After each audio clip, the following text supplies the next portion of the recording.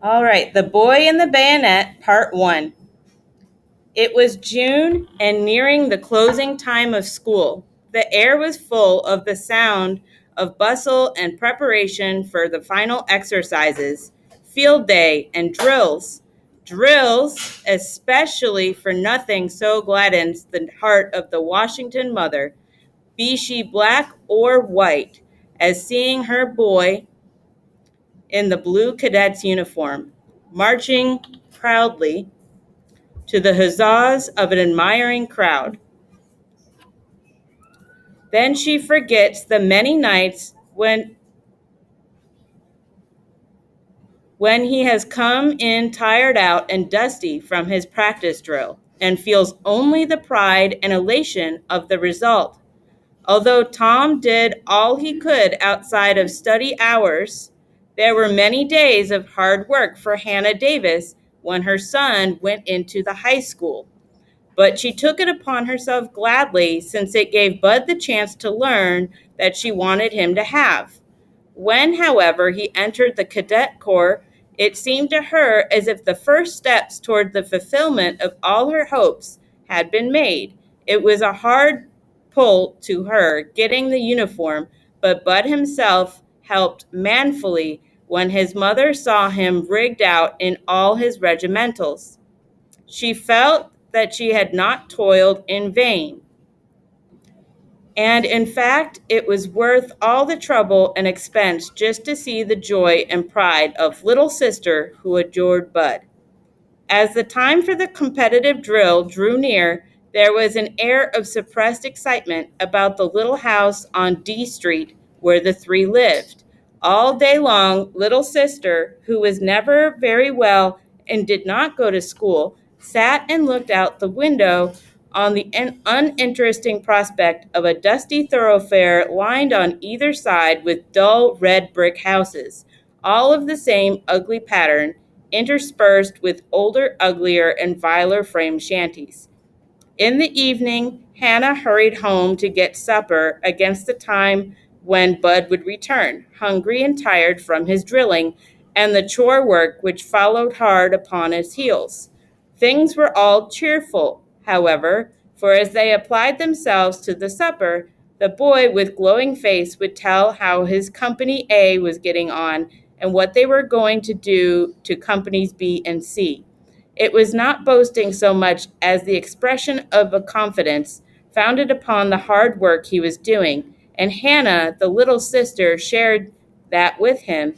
The child, often listening to her brother, would clap her hands and cry, "Oh, Bud, you're just as splendid, and I know you'll beat 'em." "If hard work'll beat 'em, we've got 'em beat," Bud would reply. And Hannah, to add an admonitory check to her own confidence, would break in with, "Now, don't you be too sure they ain't been no man so good that they wasn't somebody better." But all while her face and manner were disputing what her words expressed. The great day came, and it was a wonderful crowd of people that packed the great baseball grounds to overflowing. It seemed that all of Washington's colored population was out, when there really were only about 1/10 of them there. It was an enthusiastic, banner waving, shouting, hallooing crowd. Its component parts were strictly and frankly partisan, and so separated themselves into sections, differentiated by the colors of the flags they carried and the ribbons they wore. Side yelled defiance at side, and party bantered party. Here the blue and white Company A flaunted audaciously on the breeze beside the very seats over which the crimson and gray B were flying, and they in their turn nodded defiance over the imaginary barrier between themselves and the C's, black and yellow. The band was thundering out Sousa's high school cadet march. The school officials, the judges and reporters, and some with less purpose, were bustling about discussing and conferring, all together doing nothing much with beautiful unanimity, unanimity, unanimity. Ugh. All was noise, hurry, gaiety, and turbulence. In the midst of it all, with blue and white rosettes pinned on their breasts, sat two spectators, tense and silent, while the breakers of movements and sound struck and broke about them.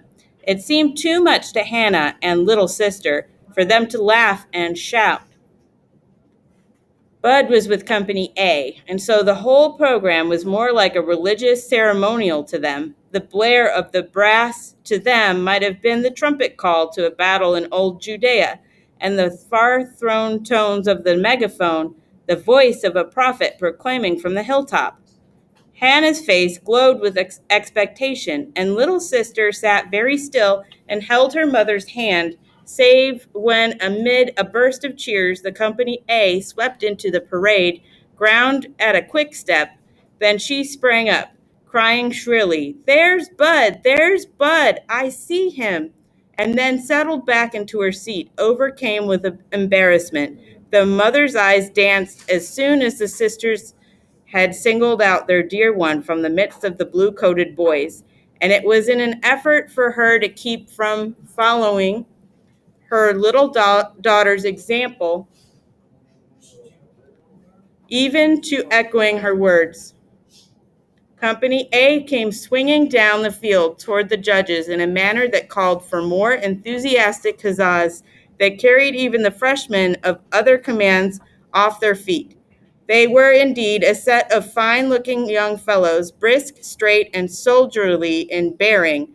Their captain was proud of them, and his very step showed it. He was like a skilled operator pressing the key of some great mechanism, and his command they moved like clockwork. Seen from the side, it was as if they were all bound together by inflexible iron bars, and at the end moved all must move with him.